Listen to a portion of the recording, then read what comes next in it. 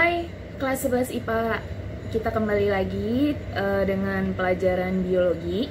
Dan pada hari ini kita akan melanjutkan topik kita, yaitu kita masih berada pada bab 2 tentang struktur dan fungsi daripada organ-organ tumbuhan.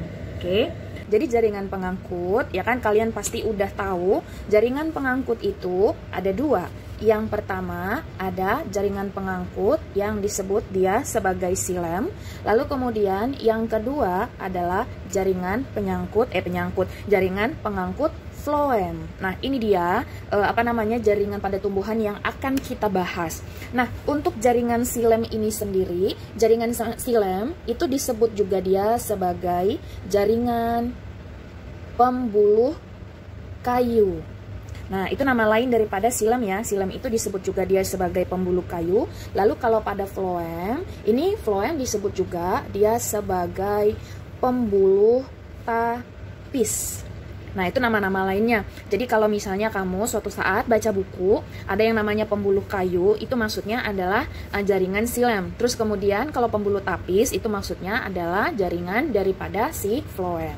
Nah, sekarang kita akan bahas satu persatu, mulai dari xilem dan juga floem. Yang pertama yang kita bahas tentang xilem, itu pasti adalah tentang fungsinya dulu. Nah, apa fungsi daripada xilem? Fungsi daripada xilem adalah untuk mengangkut air, mengangkut garam mineral, untuk mengangkut garam mineral dari dalam akar menuju ke seluruh tubuh daripada si tumbuhan, ya kan? Lalu kemudian untuk si floem, apa fungsi daripada floem? Nah, fungsi daripada floem itu sendiri adalah untuk mengangkut hasil daripada fotosintesis.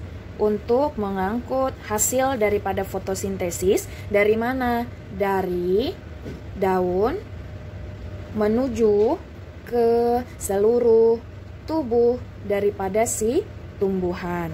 Nah, jadi itu dia untuk fungsi-fungsinya. Lalu sekarang kita masuk kepada komponen-komponen dari si jaringan pengangkut ini.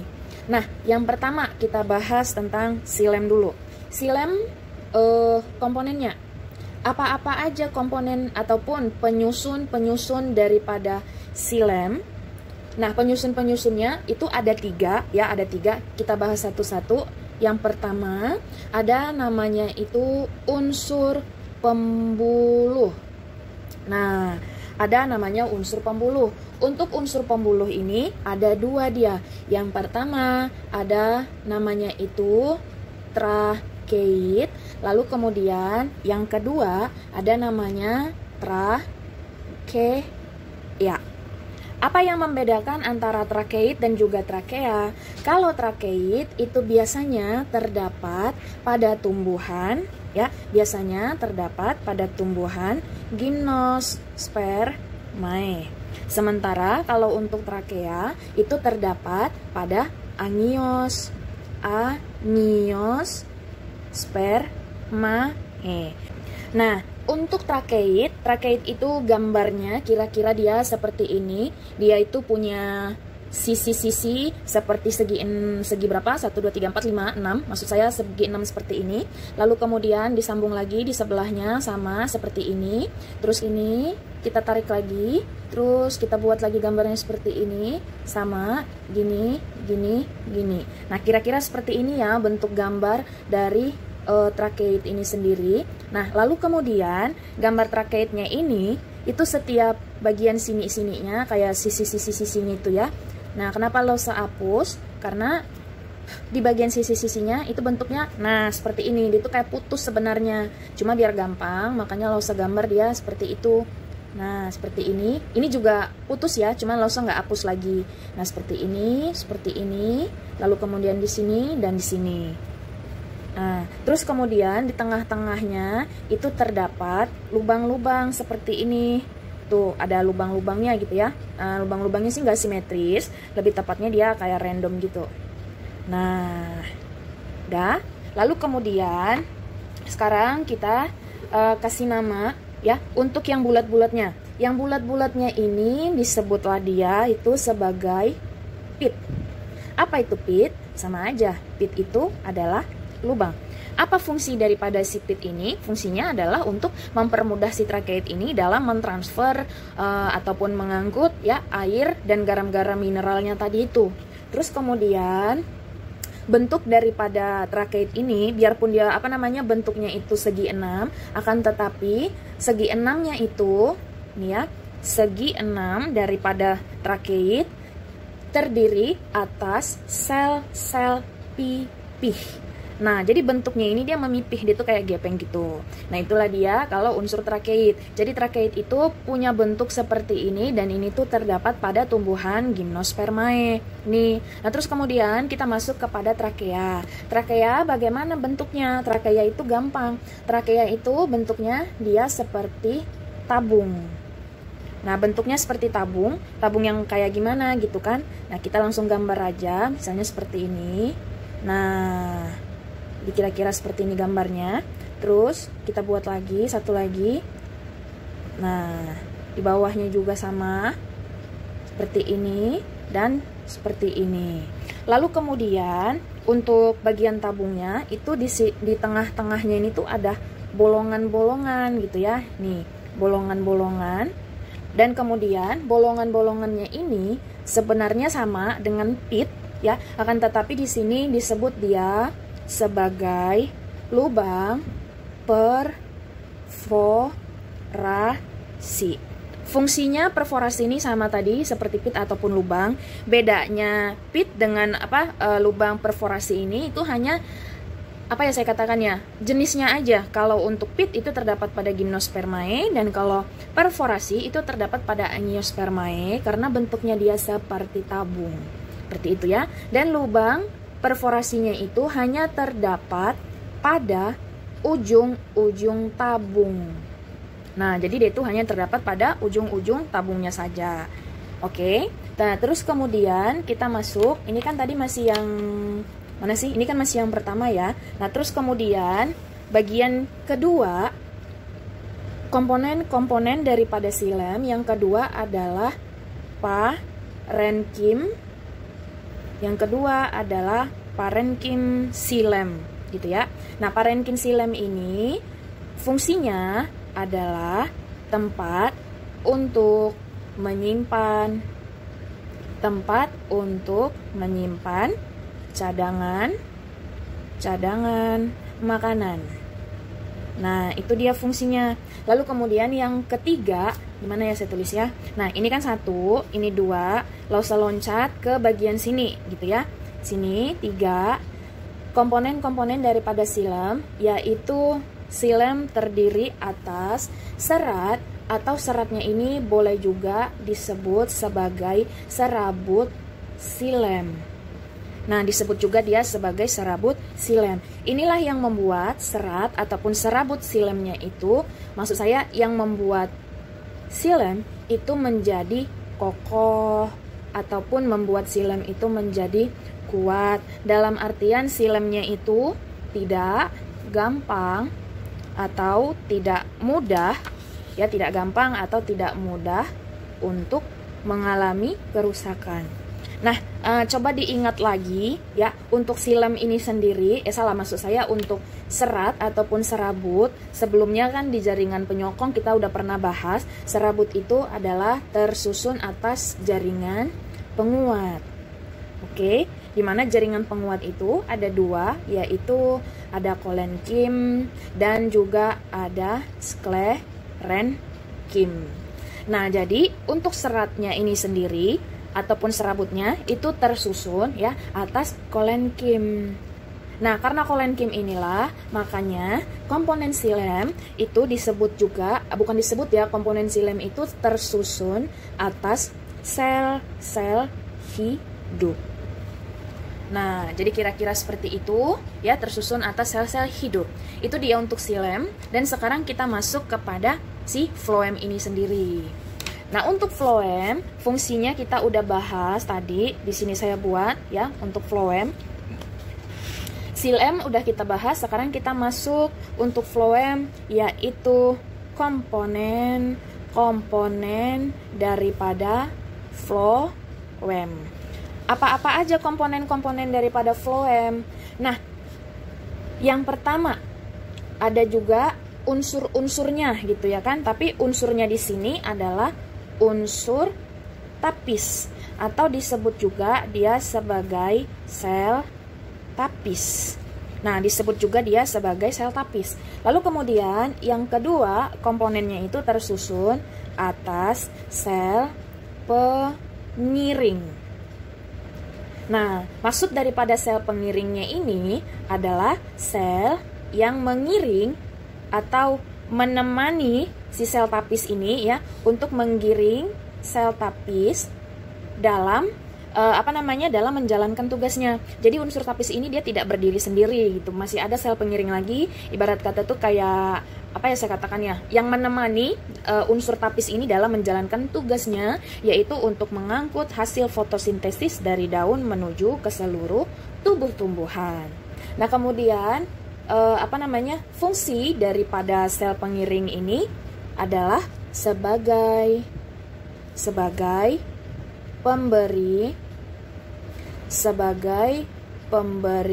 nutrisi pada phloem. Itu dia. Terus kemudian yang ketiga, komponen daripada phloem yaitu terdiri atas parenkim phloem. Nah, kemudian yang keempat sama tersusun atas serat ataupun serabut phloem. Nah, untuk serat atau serabutnya, karena ini adalah jaringan dewasa gitu kan. Kalau kolenkim kan tadi untuk xilem, maka untuk untuk phloem ini sendiri, serabut phloem itu tersusun atas sklerenkim. Nah, karena tersusun atas sklerenkim, maka komponen-komponennya ini tersusun atas, disebut juga dia sebagai sel mati. Seperti itu ya. Nah, sekarang kita lanjutkan kepada jaringan gabus. Oke, jaringan gabus adalah jaringan terakhir daripada jaringan dewasa. Ingat, kita review lagi untuk jaringan-jaringan ya. Sebelumnya ada jaringan dewasa ya kan. Jaringan dewasa itu yang pertama ada jaringan namanya adalah jaringan epidermis. Lalu kemudian yang kedua ada jaringan parenkim ataupun jaringan isi. Nah, kemudian yang ketiga ada jaringan penyokong. Jaringan penyokong ada dua, yaitu jaringan kolenkim dan juga jaringan sklerenkim. Lalu kemudian kita masuk ke yang keempat, yaitu adalah jaringan pengangkut. Tadi kita udah bahas jaringan pengangkut itu baik dia xilem dan juga phloem. Dan yang terakhir sekarang yang kita bahas adalah jaringan gabus. Nah, jaringan gabus ini sendiri sebenarnya sangat simpel gitu ya. Nah, sebelum kita masuk ke jaringan gabus ini sendiri, kita gambarkan dulu satu tentang penampang daripada batang. Kira-kira seperti ini. Terus di tengahnya juga ada bulatan. Lalu di sini tuh ada kayak piramid seperti ini, ya kan? Nah, yang piramid seperti ini namanya apa? Ini adalah berkas pembuluh. Sudah? Ini sekedar untuk mengingatkan ya. Nah, yang ini paling luar, nama jaringannya adalah jaringan epidermis. Kemudian yang di tengah ini namanya adalah jaringan korteks. Lalu kemudian yang ini disebut dia sebagai jaringan kambium. Lalu kemudian yang ini berkas pengangkut yang saya katakan, yang di luar ini namanya adalah phloem. Dan yang ini di dalamnya ya kan, di dalamnya sini namanya adalah xilem. Lalu yang terakhir yang benar-benar di tengah ini, nah ini namanya apa? Namanya adalah stele atau disebut juga dia sebagai empulur. Nah, ini kita sekedar kilas, jadi tetap nanti kita akan pakai gambar ini untuk membahas tentang gabus gitu. Nah, jaringan gabus yang pertama yang kita bahas di sini adalah tentang fungsi. Apa fungsi daripada jaringan gabus? Fungsinya adalah sebagai jaringan pelindung yang menggantikan epidermis yang sudah rusak. Nah, itulah fungsi daripada gabus. Lalu kemudian dibentuk jaringan gabus itu, bagaimana cara pembentukannya atau kenapa bisa ada? Jaringan gabus itu dibentuk oleh kambium gabus namanya. Nah, kambium gabus ini punya nama lainnya adalah velogen. Jadi pada dasarnya tetap adalah kambium gitu ya. Gabus ini pada dasarnya adalah kambium. Nah, kemudian untuk velogen ini sendiri ya, untuk velogen ataupun kambium gabus itu proses perlindungan ataupun proteksi yang dia berikan itu ada dua modelnya. Yang pertama, apabila pertumbuhannya itu ke arah luar, maka disebut dia sebagai velum. Kemudian apabila dia ke arah dalam, maka disebutlah dia sebagai veloderm. Jadi ada dua, ada velum dan ada veloderm. Kira-kira bagaimana prosesnya? Nah, jadi kita pakai gambar yang ini gitu ya. Nah, pada gambar ini ya kan, gimana ya saya katakan? Nah, di sini di tengah-tengahnya ini adalah jaringan kambium. Sudah, kita tambahkan kambium gabus gitu. Pada dasarnya adalah kambium ini sendiri.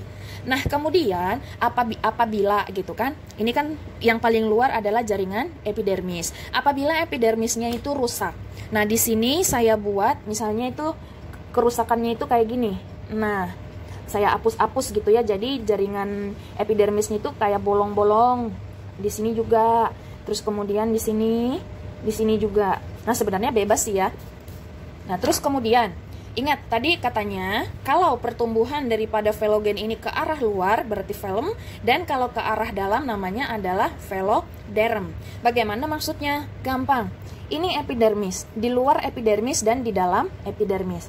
Dari yang saya hapus-hapus ini yang arah luar. Nah, jadi dilindungi itu di sini gitu. Apa ya saya katakan ya, dia menempelnya itu dari luar.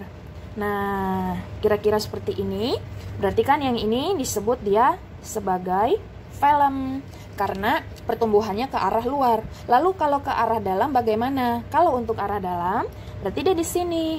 Tuh, kayak gini. Nah, dia menempel atau menutupinya itu dari dalam. Ini yang di dalam ini disebutlah dia sebagai veloderm. Jadi itu dia untuk jaringan gabus. Kalau saya harapkan kamu mudah untuk memahaminya.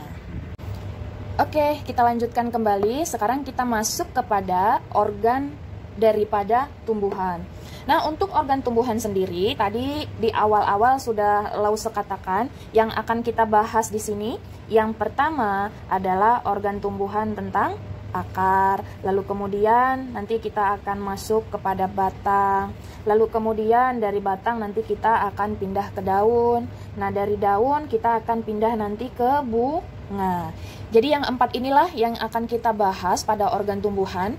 Dan selain 4 ini masih ada 2 lagi, meskipun kita tidak membahasnya, kira-kira seperti itu ya kan. Apa itu? Yang pertama tambahannya ada namanya adalah buah. Lalu kemudian yang terakhir ada namanya biji.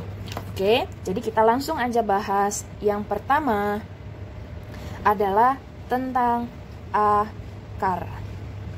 Nah, kita masuk sekarang kepada akar. Untuk akar, seperti biasa, yang pertama yang harus kita bahas itu adalah tentang fungsinya. Apa fungsi daripada akar? Fungsi daripada akar yang pertama adalah boleh kita katakan untuk memegang tanah, ataupun istilah lainnya adalah untuk memperkuat tanaman. Nah, untuk memperkuat tanaman.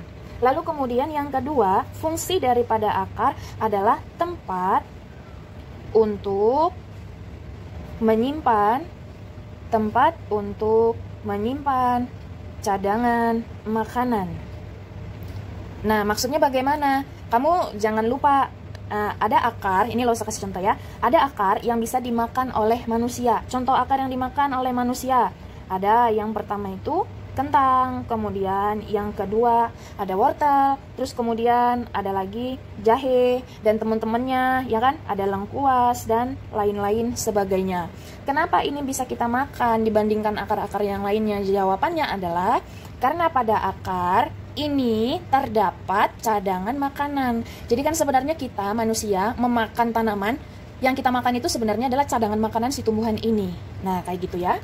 Lalu kemudian fungsi daripada akar yang ketiga adalah untuk menyerap air dan juga menyerap garam-garam mineral. Dari mana? Dari dalam tanah.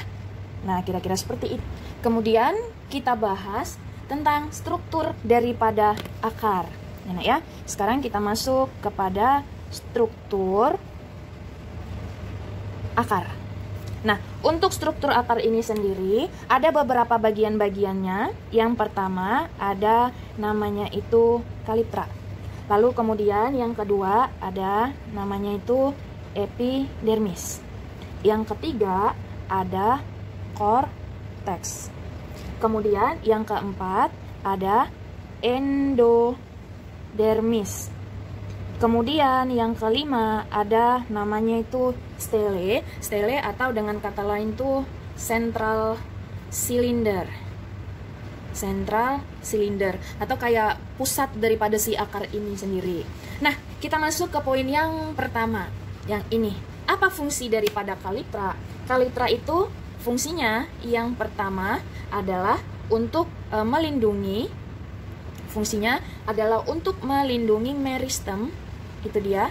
Lalu kemudian fungsinya yang kedua adalah untuk membantu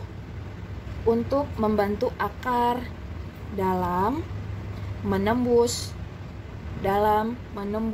tanah. Nah, kaliptra itu yang mana, ya kan? Jadi kalau misalnya di sini lo gambarkan satu gambar akar, ini adalah akar tunggang, ya kan? Kalau tunggang itu kan dia satu seperti ini, menerobos langsung ke dalam tanah. Lalu kemudian di sini ada percabangannya. Nah, kira-kira seperti ini. Kaliptra yang mana? Kaliptra itu adalah ujung-ujungnya ini. Nah, jadi akar itu sebenarnya kalau kita tarik dari dalam tanah, maka akar itu dia kayak punya bendolan-bendolan kayak gini. Kalau orang yang nggak ngerti, pasti dikatakan akarnya itu terinfeksi oleh misalnya bakteri atau jamur, sehingga ini tidak bisa dikonsumsi misalnya. Yang dikonsumsi itu ini contoh misalnya singkong. Nah, singkong ini kan salah satu jenis akar yang dimakan oleh manusia juga. Ketika orang melihat singkong, akarnya itu di ujung-ujung itu ada bundelan seperti ini tuh, pasti mereka nggak akan makan gitu.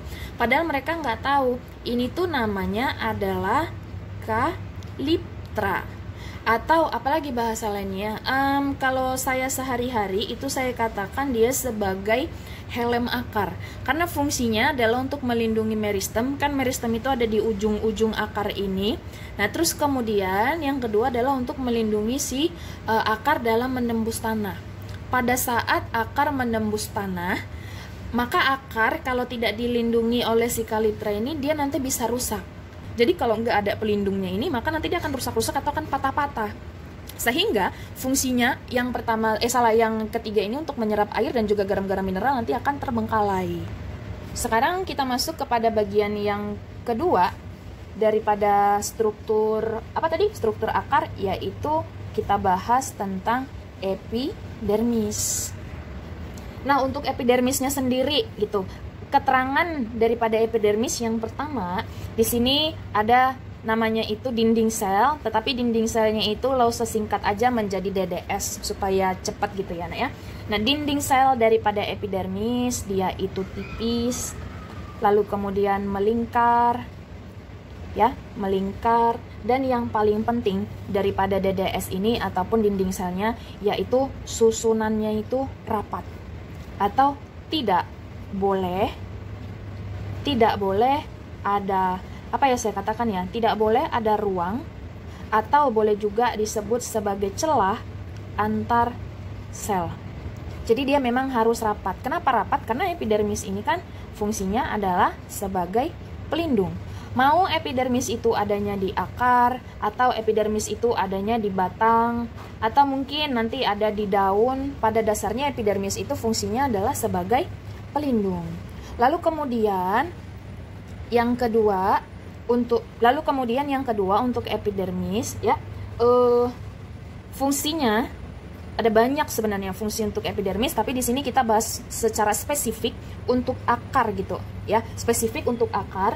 Maka fungsinya itu adalah untuk membentuk yang namanya rambut akar. Nah, rambut akar ini fungsinya nanti adalah untuk membantu proses penyerapan air.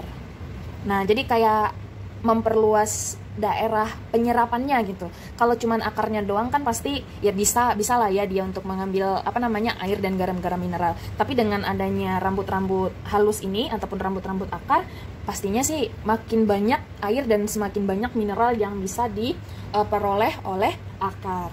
Kemudian yang ketiga adalah korteks. Nah, untuk korteks di sini ya, yang pertama kita bahas tentang apa yang saya katakan ya, isinya apa gitu.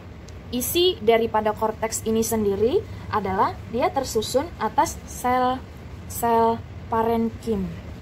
Nah, dia tersusun atas sel-sel parenkim. Sekedar mengingatkan, ini gambar batang tadi, ya kan? Terus di sini ada bulatannya, terus ini adalah jaringan pengangkut silem ataupun floem, ini kan epidermis. Nah, yang ini kan adalah jaringan korteks. Udah, jadi ternyata jaringan korteksnya ini semua dia disusun atas sel-sel parenkim.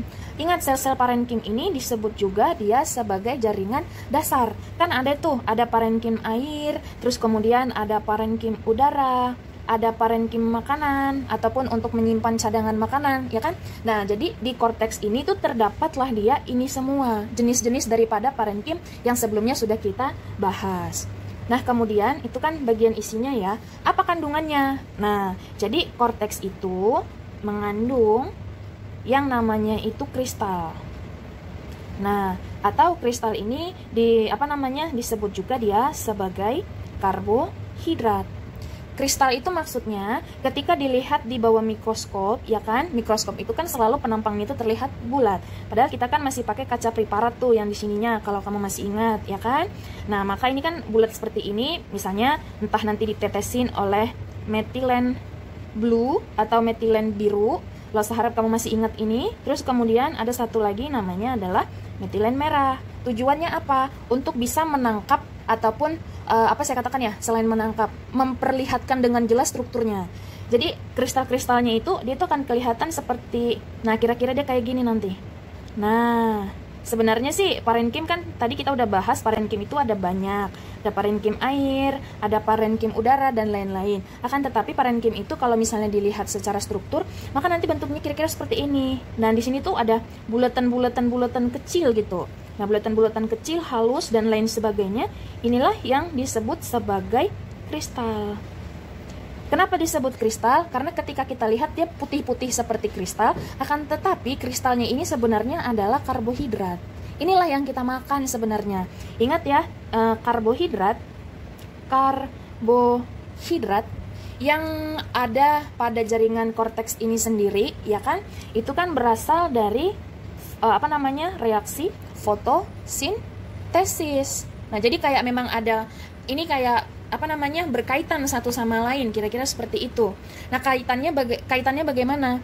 Ingat, tumbuhan dia mengambil CO2 ditambah dengan H2O, lalu kemudian dibantu oleh cahaya matahari, dan juga di sini adalah klorofil, ya kan? Lalu nanti di sini menjadi apa? C6H12O6, terus kemudian ditambah dengan O2.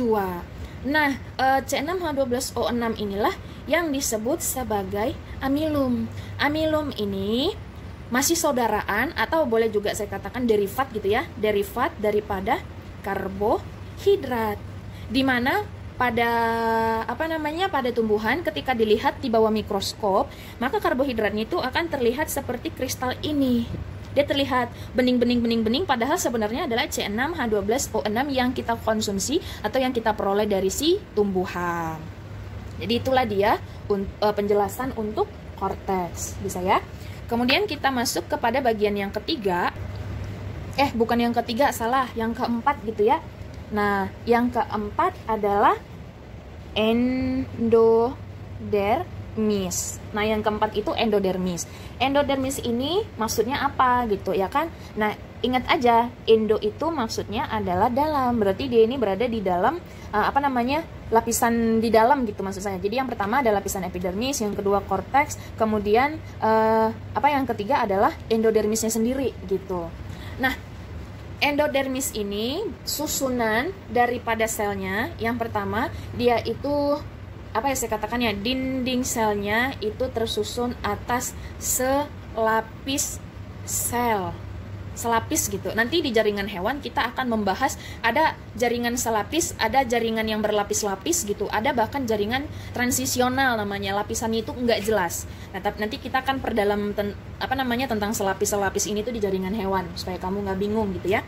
Lalu kemudian yang kedua untuk endodermis, nah DDS-nya ataupun dinding selnya itu dia mengalami proses penebalan. Jadi endodermis itu dinding selnya tebal. Seperti itu ya. Kenapa dia bisa tebal? Karena yang ketiga, dinding selnya tersusun atas. Yang pertama ada namanya suberin, kemudian yang kedua ada namanya lignin, lalu kemudian yang ketiga namanya adalah selulosa. Nah, jadi untuk endodermis ini dia penjelasannya, dinding selnya selapis, dinding selnya mengalami proses penebalan, dan dinding selnya itu tersusun atas suberin, lignin, dan juga selulosa. Nah, kemudian masih bagian daripada akar, kita masuk sekarang ke stele ya. Stele itu yang pertama keterangannya adalah bagian dalam daripada endodermis.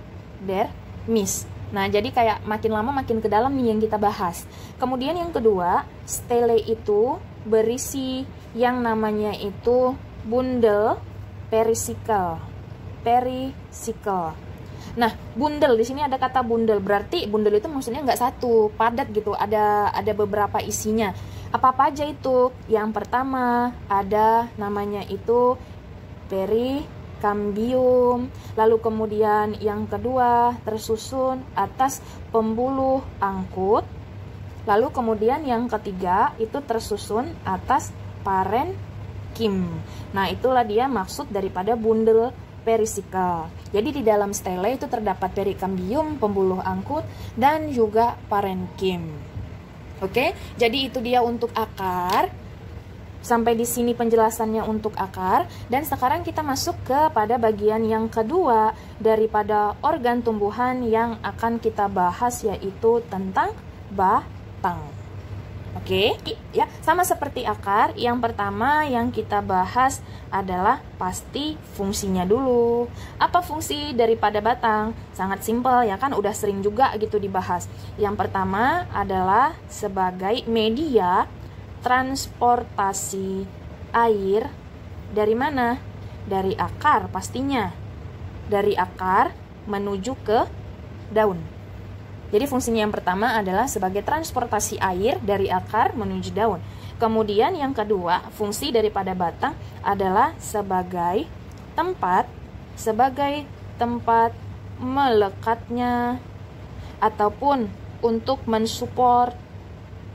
Ada itu daun, kemudian bunga, dan yang terakhir adalah biji. Oh, masih ada satu lagi, bukan biji, salah, maksud lo itu adalah buah gitu. Nah, kan daun, bunga, dan juga buah itu melekat pada batang tumbuhan. Dan yang terakhir, yang ketiga, fungsi daripada batang adalah tempat untuk menyimpan ataupun simpan cadangan makanan. Itulah fungsi daripada batang. Nah, balik lagi, Kenapa bisa tempat menyimpan cadangan makanan? Nah, ingat juga ada batang yang bisa dimakan oleh manusia. Yang pertama adalah batang tebu. Kemudian yang kedua ada rebung. Kamu pasti tahu dong rebung, ya kan? Bukan pertunasan sih, bambu yang masih muda, ujung-ujungnya itu. Nah, ujung-ujung bambu itu bisa dimakan dan dijadikan rebung, bahkan disayur oleh manusia gitu. Kemudian saya tambahkan satu lagi. Nah, ada namanya itu kayu manis. Kan kayu manis ini dipergunakan oleh orang untuk masak sup. Kayak gitu ya. Jadi, inilah alasannya kenapa bisa menyimpan cadangan makanan. Karena beberapa jenis tumbuhan yang menyimpan cadangan makanan di batang itu pasti bisa dimakan oleh manusia. Nah, kemudian sekarang kita masuk ke poin yang kedua untuk batang, yaitu struktur daripada batang. Apa-apa aja struktur batang? Dari yang paling luar. Yang pertama ada namanya itu epidermis. Kemudian yang kedua ada namanya itu korteks. Yang ketiga ada namanya endodermis. Kemudian yang keempat ada perisikkel. Yang kelima ada namanya empulur.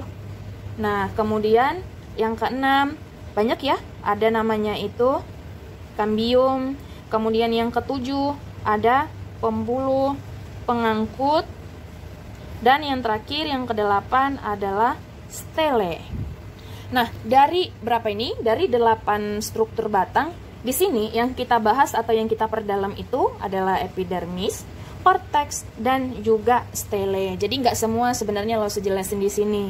Untuk untuk kambium kamu udah tahu, ya kan, sudah pernah juga kita bahas. Endodermis tadi udah, perisikkel juga sebelumnya udah, dan pengangkut juga udah. Bahkan pengangkut lebih jelas gitu ya. Jadi di sini ingat sekali lagi kita bahas adalah epidermis, korteks, dan juga stele. Oke, kita lanjutkan kembali. Sekarang kita masuk kepada epidermis batang. Nah, untuk epidermis ini sendiri, ya, yang kita bahas sebenarnya adalah tentang keberadaan daripada dinding sel epidermis batang. Ini sebenarnya yang kita bahas di sini, seperti itu. Nah, dinding selnya bagaimana? Yang pertama, di sini penjelasannya yaitu dinding sel untuk epidermis batang itu tersusun atas selapis sel. Lalu kemudian keterangan yang kedua, komposisinya ataupun susunan juga bisa ya, komposisinya dia itu rapat. Seperti yang lo katakan sebelumnya, epidermis itu memang harus rapat karena fungsinya adalah sebagai pelindung. Terus kemudian tidak boleh ada yang namanya itu ruang antar sel. Balik lagi, harus rapat gitu. Kemudian dinding selnya itu dia bisa mengalami penebalan gitu. Jelas, dinding sel itu bisa mengalami penebalan terutama untuk epidermis. Kembali lagi kenapa harus mengalami penebalan? Maka kita masuk kepada fungsinya, yaitu fungsinya adalah sebagai pelindung. Jadi, karena fungsinya sebagai pelindung, maka dia harus tebal, maka dia harus kokoh ataupun harus kuat. Agar apa? Agar bisa melindungi jaringan-jaringan yang ada di bawahnya. Dan apabila si epidermis ini rusak, mungkin karena faktor usia, dia sudah tua, atau mungkin karena gangguan mekanik gitu kan. Contoh gangguan mekaniknya misalnya dirusak oleh hewan, atau mungkin dirusak oleh manusia gitu. Nah, maka nanti kembali lagi ada jaringan gabus. Kamu ingat itu ya, ada jaringan gabus. Kalau dia tadi ke arah luar, disebut dia sebagai velum. Dan kalau dia ke arah dalam, disebut dia sebagai veloderm. Nah, seperti itu ya. Jadi penebalan dinding selnya itu diakibatkan aktivitas daripada zat kitin. Oke, oleh zat kitin. Lalu kemudian epidermis daripada batang, saya taruh di sini, epidermisnya ya, itu bisa mengalami yang namanya modifikasi. Nah, sebelumnya kan epidermis, maksud saya jaringan epidermis yang sebelumnya yang kita bahas, memang epidermis ini bisa bermodifikasi gitu. Tapi di sini tidak semua yang akan kita bahas. Jenis-jenis modifikasinya apa-apa aja? Yang pertama ada stomata, kemudian yang kedua ada trikoma, kemudian yang ketiga ada sel silika, kemudian yang keempat ada sel gabus. Nah, jadi modifikasinya itu ada 4, ada stomata, ada trikoma, ada sel silikat, dan juga ada sel gabus. Untuk stomata ini sendiri, ya, untuk stomata, maka stomata pada batang nanti bisa mengalami yang namanya itu diferensiasi. Pengertian daripada diferensiasi ini bisa mengalami perkembangan gitu. Perkembangan, jadi yang awalnya dia stomata, maka dia nanti akan berubah menjadi lentisel. Ingat, stomata, baik stomata ataupun lentisel, fungsinya sama, ya kan? Yaitu sebagai tempat untuk pertukaran gas. Pertukaran gas apa? Antara O2 dan juga CO2. Bagi tumbuhan, yang dibutuhkan oleh tumbuhan itu apa? Yang dibutuhkan adalah CO2. Maka nanti yang dibuang oleh tumbuhan adalah oksigen. Bukan dibuang bagaimana gitu kan? Tapi maksudnya adalah oksigennya ini nanti akan dipakai oleh makhluk hidup sebagai respirasi. Nah, seperti itu. Atau bahasa lainnya adalah untuk bernafas. Seperti itu ya. Nah, itu dia untuk epidermis. Sekarang kita masuk ke bagian yang kedua, yaitu tentang korteks. Nah, jadi sekarang kita masuk kepada korteks. Untuk korteks, isi daripada jaringan korteks. Apa-apa aja isi daripada jaringan korteks? Nah, yang pertama, jaringan korteks itu tersusun atas sel parenkim. Kemudian tersusun yang kedua oleh sel-sel ataupun jaringan penyokong. Di mana jaringan penyokong ini yang pertama ada kolenkim, kemudian yang kedua ada sklerenkim. Kenapa di batang terdapat jaringan penyokong? Ya kan, maksud saya itu untuk korteksnya. Kan korteks itu adalah jaringan isi, ya. Benar, isinya adalah jaringan jaringan parenkim, tetapi ada tambahannya yaitu jaringan penyokong. Karena yang kita bahas di sini tentang batang ini kan sifatnya harus kokoh, sifatnya itu harus kuat, bahkan harus lebih kuat dan harus lebih kokoh dibandingkan dari organ-organ yang lainnya, seperti itu ya. Jadi kayak misalnya supaya nggak gampang rusak ataupun supaya nggak gampang apalagi ya bahasa lainnya ya pokoknya si jaringan penyokong ini adalah untuk menyokong struktur batang agar dia itu dapat berdiri dengan tegak. Oke, sekarang kita masuk kepada yang ketiga, yang terakhir daripada batang adalah tentang stele. Nah, untuk stele ini sendiri sama dengan korteks, yang kita bahas di sini adalah bagian isinya. Apa sih isi daripada stele? Yang pertama itu stele terdiri atas perikambium. Lalu kemudian yang kedua tersusun atas parenkim. Lalu kemudian yang ketiga tersusun atas tabung pengangkut. Lalu kemudian yang terakhir adalah tersusun atas empulur. Nah, itulah dia isi daripada stele. Seperti itu ya. Oke, sekarang kita masuk kepada organ yang ketiga, namanya adalah daun. Nah, kita akan bahas juga tentang daun. Yang pertama yang kita bahas di sini adalah tentang fungsi. Apa fungsi daripada daun? Fungsinya yang pertama adalah sebagai tempat untuk melakukan proses fotosintesis. Lalu kemudian yang kedua, fungsi daun adalah sebagai tempat untuk menyimpan cadangan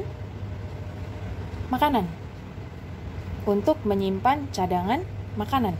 Nah, kalau contoh daun yang dimakan oleh manusia sih sebenarnya ada banyak ya kan. Jadi kita sebut saja sebagai sayur-sayuran. Saking banyaknya jenis daun yang bisa kita makan. Nah, lalu kemudian dari mana sih sebenarnya asal muasal daun ini ada gitu? Karena kan sebenarnya kalau organ tumbuhan atau pertumbuhan daripada tumbuhan itu kan yang pertama nanti yang akan tumbuh itu pasti akarnya dulu, terus kemudian batang, nah lalu kemudian bagian yang ketiga yang akan tumbuh adalah daun. Jadi asal muasal daripada daun itu berasal dari jaringan meristem,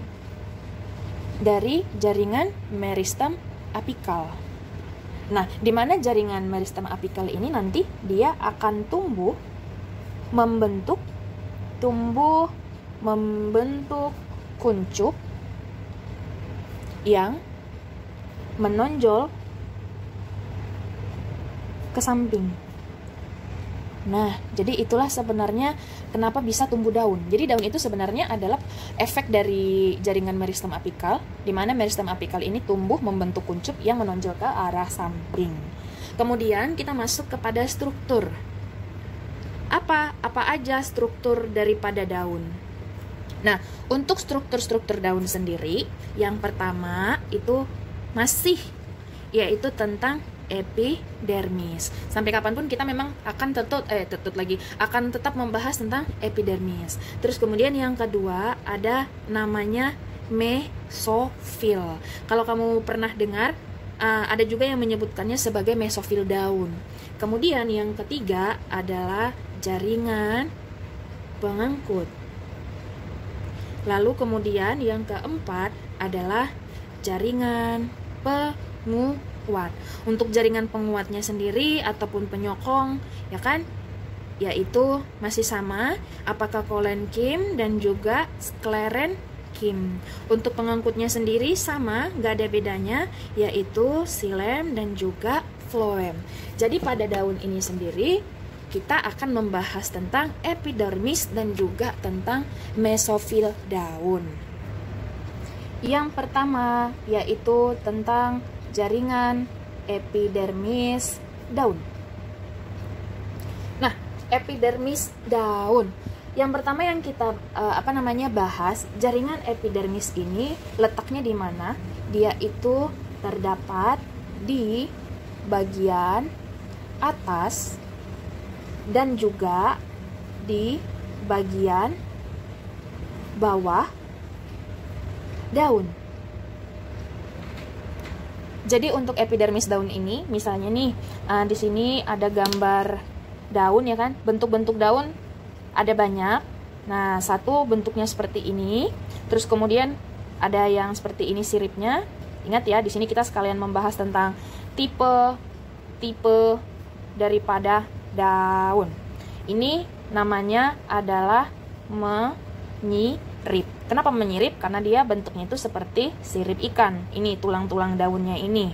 Sudah? Kemudian yang kedua, ada juga bentuk daripada daun itu yang seperti ini. Nah, kamu ingat dong, ya, ini namanya apa? Ini namanya adalah sejajar. Sudah? Lalu kemudian yang ketiga, ada bentuk daun itu, dia yang bulat seperti ini. Nah, ada gitu. Jadi tulang daunnya pun dia akan melingkar juga. Nah, lalu kemudian ini namanya adalah tipe-tipe daun melingkar. Ya, yang ini namanya adalah melingkar atau bulat. Bisa juga dia disebut sebagai bulat. Lalu kemudian yang keempat, ada bentuk daun itu yang seperti ini. Nah, ini disebut dia sebagai menjari.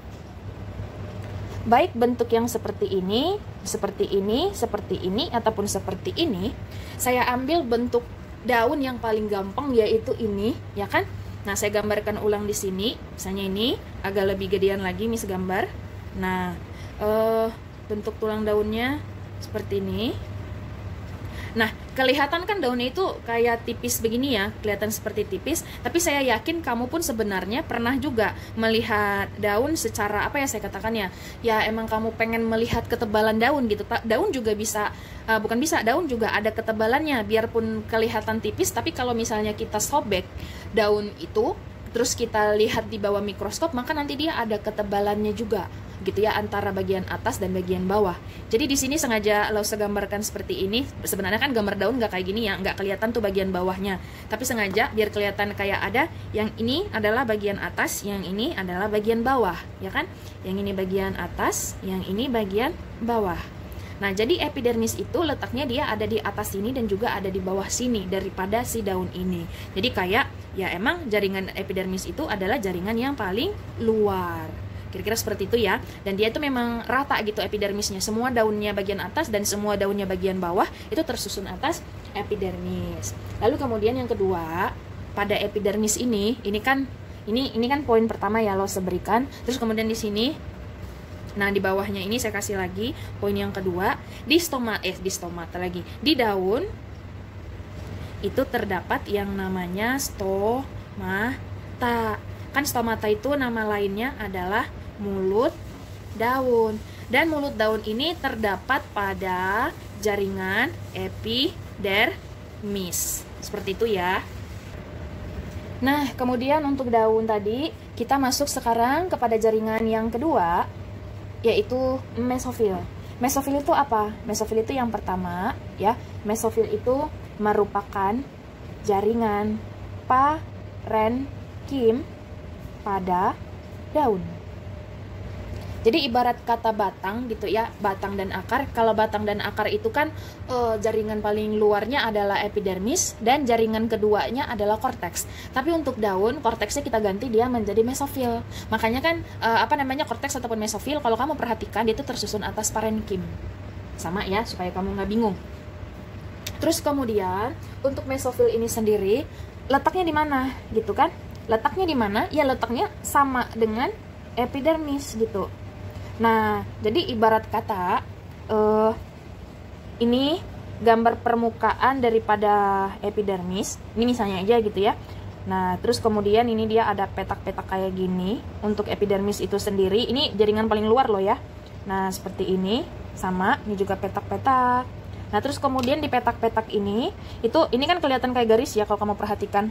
Nah, garisnya ini udah saya turunkan ke sini. Garisnya ini itu nanti bisa membuat celah seperti ini. Nah, seperti itu, bisa membuat celah gitu ya. Jadi di sini kira-kira seperti ini, tapi tidak di semua sudut-sudut garis-garisnya ini loh gitu. Dia kayak satu-satu, nah kayak gini. Tapi bentuk aslinya seperti ini. Ini disebut dengan apa? Ini disebut sebagai stomata. Lalu kemudian kita kembali lagi ke sini. Nah, ini kan gambar daunnya. Ini namanya adalah epidermis atas. Lalu yang ini namanya adalah epidermis bawah, ya kan?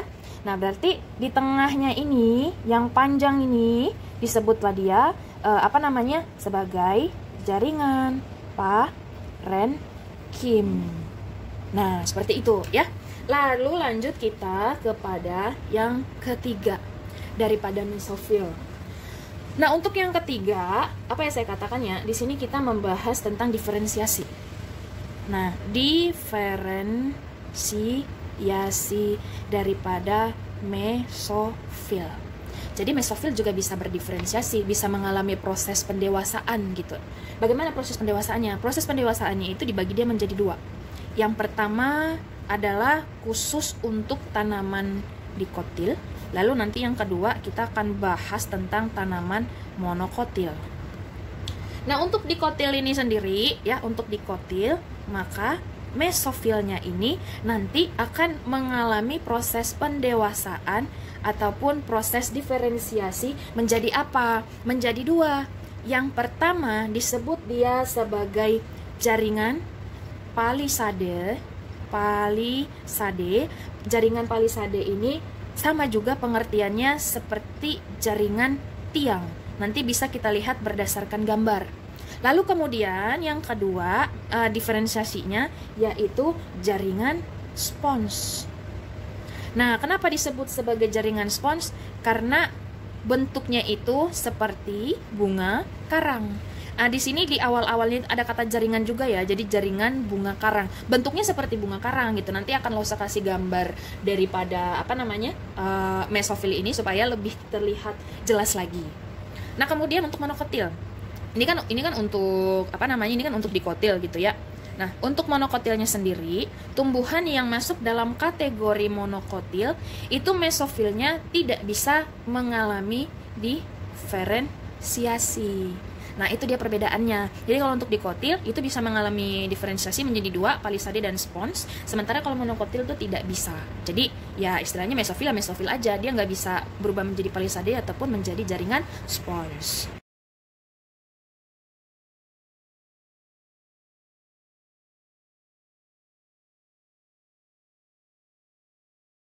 Masuk kepada part yang terakhir, yaitu tentang bunga, dan ini adalah poin nomor 4. Nah, penjelasan untuk bunga. Yang pertama, kita masuk kepada fungsinya terlebih dahulu. Apa sih fungsi bunga itu sebenarnya? Bunga itu berfungsi sebagai alat perkembangbiakan. Nah, sebagai alat perkembangbiakan tumbuhan pastinya gitu.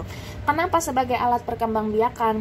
Karena di bunga itu terdapat yang namanya putik dan juga terdapat yang namanya itu benang sari. Nah, di mana putik itu adalah kelamin betina dan benang sarinya itu adalah sel kelamin jantan. Jadi itulah dia fungsi bunga. Dan kemudian satu lagi, ini poin pertama. Kemudian ini poin yang kedua, bunga juga bisa sebagai tempat menyimpan cadangan makanan. Maka di sini kita akan bahas apa aja contoh bunga yang dimakan oleh manusia. Bunga loh gitu yang dimakan oleh manusia. Yang pertama itu adalah brokoli. Kamu pasti pernah makan brokoli. Dan yang kedua adalah bunga kol. Yang dua ini aja nih yang dimakan oleh manusia gitu. Kenapa? Karena terdapat cadangan makanan berupa kristal-kristal tadi ataupun berupa karbohidrat di bunganya ini. Untuk bunga yang lain itu tidak terdapat kristal-kristalnya sehingga tidak bisa dikonsumsi oleh makhluk hidup lainnya termasuk kita manusia. Sekarang kita masuk kepada poin yang kedua, yaitu tentang struktur daripada bunga. Nah, struktur bunga kita mulai dari yang pertama ada namanya itu putik. Kemudian yang kedua ada namanya yaitu benang sari. Nah, untuk putik dan juga benang sari ya kedua-duanya ini dia itu sengaja lo buat seperti menyatu tapi ini terpisah gitu ya.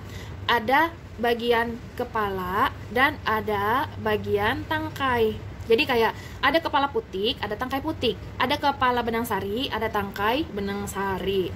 Lalu kemudian yang ketiga kita masuk kepada mahkota bunga. Nah, bunga juga punya mahkota ya kan? Ya, mahkotanya inilah yang istilahnya itu berwarna ataupun warni. Sehingga menarik perhatian beberapa hewan dan beberapa hewan ini contohnya adalah serangga-seranggaan. Sehingga karena hewan tersebut tertarik karena warnanya yang berwarna-warni, sehingga si serangga itu nanti akan hinggap di bunga. Akibat dia hinggap di bunga, maka nanti kan kepala daripada benang sari ini akan kebuka karena kakinya menempel. Sehingga ketika kaki si serangga itu masuk kepada kepala benang sari, maka nanti akan tinggal di kakinya gitu, ada yang lengket di kakinya. Dan si serangga tadi dari bunga yang satu dia pindah ke bunga yang lainnya, maka akan terjadilah proses penyerbukan seperti itu ya. Itulah salah satu fungsi warna-warni daripada bunga untuk menarik perhatian dari beberapa jenis hewan, contohnya serangga. Kemudian dari mahkota kita masuk kepada kelopak bunga. Nah, untuk kelopak bunga ini sendiri, ya kan, kelopak bunga pasti punya fungsi, yaitu sebagai, di sini saya buat, fungsi daripada kelopak bunga adalah sebagai pelindung bunga yang masih muda. Nah, di sini masih mudanya saya buat dalam satu artian yaitu kuncup. Jadi ketika bunga masih kuncup itu nanti pasti akan dilindungi oleh kelopak bunga. Dan apabila bunganya sudah mekar, maka nanti kelopak bunganya akan ya perlahan-lahan dia akan membuka supaya apa? Supaya bunganya nanti bisa mekar, bisa kembang dan bisa lebih membesar lagi. Kemudian dari kelopak bunga kita masuk kepada yang kelima, itu ada dasar bunga. Lalu lanjut yang keenam ada tangkai bunga. Gambar yang Lause berikan ini sudah benar, kira-kira seperti ini. Nah, kira-kiranya ya. Terus ini dia akan semakin mengerucut. Terus kemudian ya, seperti ini. Nah, ini kan ada bulat, sebenarnya bukan bulat gitu ya, tapi kayak menandakan ini bagian dasar bunganya. Nah, terus kemudian di sini, nah ini adalah kelopak bunganya. Lalu kemudian dari sini seperti ini. Nah, kira-kira ini adalah tangkainya, tangkai si bunga. Dan di sini boleh kita tambahkan misalnya ada ya sedikit daun gitu. Nah, untuk bunganya sendiri di sini saya buat agak meninggi supaya lebih jelas kelihatan. Nah, jadi ini dia ke bawah seperti ini, langsung ke bawah gitu. Panjang, ini panjang ya, dipanjang ke bawah, dan bentuknya itu memang seperti tabung. Ini bentuknya seperti tabung. Dan inilah yang disebut sebagai putik. Nah, ini kayak tabung ya, ini semua sampai ke bawah-bawahnya. Lalu kemudian dari mana ya saya katakan ya, dari sini atau ya dari sini gitu. Nah, ini nanti kan, nah ada yang seperti ini gitu, ini juga seperti ini. Lalu kemudian semakin lama semakin meninggi. Yang di bawah itu maksudnya kayak yang masih muda lah ya saya katakan. Nah, seperti itu, atau boleh juga seperti ini. Nah, bisa dipahami lah ya, biarpun di sini agak keluar sedikit dia, tapi maksudnya Laos itu kira-kira ya seperti itu. Nah, jadi ini kan udah, ini adalah putik, terus kemudian ini adalah benang sari. Jadi seperti yang Laos katakan tadi, benang sari itu ini adalah bagian kepala daripada benang sari, dan ini adalah bagian tangkai dari benang sari. Untuk putik juga seperti itu. Jadi putik ini bagian atasnya adalah bagian kepala putik, lalu yang ini adalah tangkai putik. Terus yang tinta warna birunya sendiri saya tarik di sini. Ini namanya adalah mahkota bunga. Nah, terus ini kita sebut dia sebagai kelopak bunga. Lanjut lagi, ini disebut dia sebagai dasar bunga. Terus ini yang disebut dia sebagai tangkai bunga. Nah, jadi kira-kira seperti ini dia struktur daripada bunga. Dari yang paling atas itu ada putik, terus kemudian ada benang sari, ada mahkota bunga, ada kelopak bunga, ada dasar bunga, dan yang terakhir adalah tangkai bunga. Nah, jadi dari kita berangkat dari gambar ini ya, maka berdasarkan gambar ini kita bisa membuat tipe-tipe daripada bunga. Sebenarnya bukan tipe sih, tapi lebih kepada jenis gitu ya. Bunga itu jenisnya ada dua. Yang pertama ada yang disebut sebagai bunga lengkap, lalu kemudian yang kedua ada yang disebut sebagai bunga tidak lengkap. Nah, ada bunga lengkap, ada bunga tidak lengkap. Bunga lengkap itu maksudnya apa? Saya buat secara simbol. Kelamin betina dan juga kelamin jantan dalam artian putik dan benang sarinya ada. Tapi kalau bunga tidak lengkap, maka di sini putik dan benang sarinya itu hanya terdapat satu-satu aja gitu. Apakah nanti, jadi bunga tidak lengkap ini tipenya, typesnya masih ada dua. Yang pertama ada yang disebut dia sebagai bunga jantan. Kemudian yang kedua disebut dia sebagai bunga betina. Nah, yang ini gitu ya, bunga tidak lengkapnya. Kenapa bisa seperti ini? Untuk bunga tidak lengkap ada bunga jantan dan juga ada bunga betina. Jawabannya adalah kalau bunga jantan ini artinya di dalam tubuh si bunga tadi itu hanya terdapat benang sari. Putik nggak ada gitu. Dan kalau untuk bunga betina itu adanya hanya putik, sementara benang sarinya nggak ada gitu. Jadi kalau misalnya kita perdalam lagi, gambar daripada putik itu kira-kira seperti ini. Nah, dia kan agak sedikit membendel ke bawah gitu ya. Nah, kira-kira seperti ini untuk putiknya sendiri. Nah, jadi ini bagian kepala putik, terus kemudian ini bagian tangkai putik. Ini bagian tangkai putik. Lalu kemudian ini disebut juga dia sebagai ovul, atau kayak apa ya nanti saya katakan ya, boleh juga kita sebut nanti sebagai cabang embrio, karena di dalam sini itu terdapat ovum seperti itu ya. Nah, terus kemudian kita masuk kepada si benang sari. Kalau untuk benang sari sendiri, benang sari itu dia kira-kira bentuknya itu dia tuh bulat seperti ini dan dia panjang. Nah, jadi benang sari itu seperti ini. Ini adalah bagian kepala benang sari, lalu kemudian ini adalah bagian daripada tangkai sari. Jadi sedikit sedikit kilas aja. Apabila ya kan ada misalnya nih contohnya aja nih kayak serangga lah ya, saya katakan ya serangga terbang.